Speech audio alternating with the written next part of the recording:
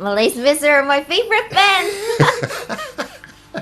Yes, yes, yes, yes. Yeah, you can talk about your favorite band now. I'm slowly moving you over to.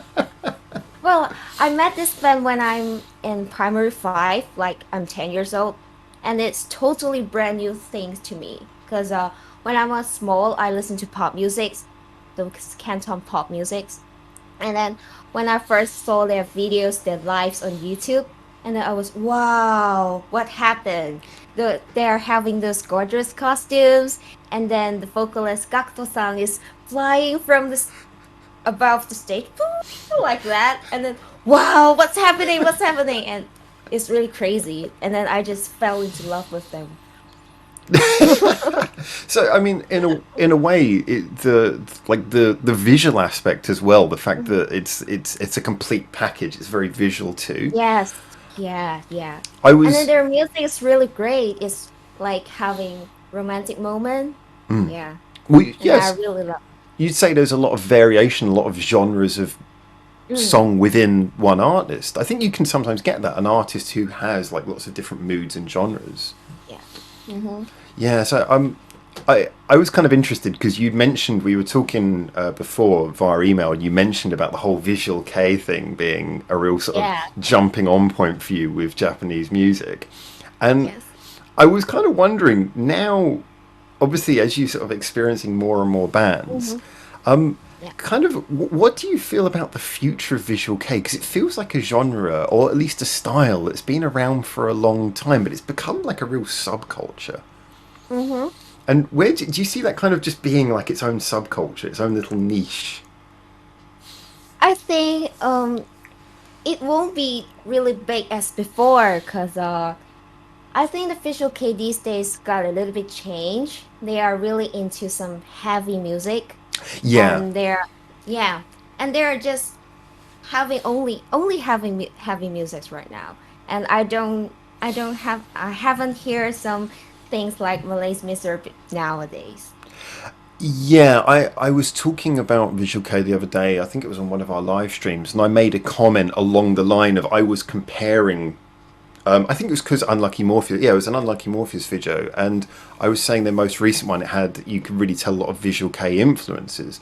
But I was then sort of talking about Visual K as being something of a heavy genre, and someone actually, sort of pointed out to me, I was like, well, Howard, no, think about it. It's only really that now, whereas before it was much more diverse.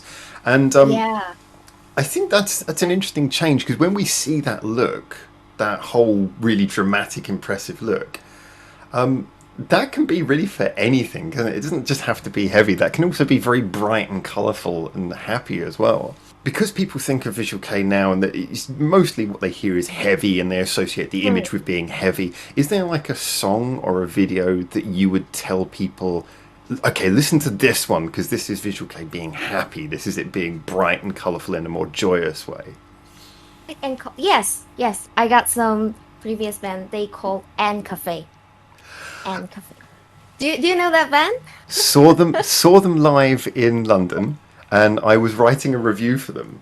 Oh, I was reviewing Ancafe. really? So Like the previous era or the with do you does it have the keyboardist in it? I think this would have been about 2014, so about 8 years ago. 24. I'm showing Uh-huh. my age now. And yes, it was something where the people there, you could tell that the fans were really diehard fans, and as a result, I Uh-huh. I kind of like I sort of moved to the back. I was like, okay, I'm going to move to, I'm going to write my review from the back because I'm going to get seriously crushed. It was a really Uh-huh. small venue. And the crowd Mm. size was quite small as well because it's what they're on tour in UK, and this was still back when Japanese music was starting to break out more in the Uh-huh. way that it has now. But yeah, the fans there, they were yeah, you could tell there's a So real you, uh-huh. So you have seen their live in UK? yes. Wow. Then again, I have seen some really weird stuff live in the UK. Like Uh-huh. I saw Carrie Pammy Pammy twice in the Wow. UK. She's really cute.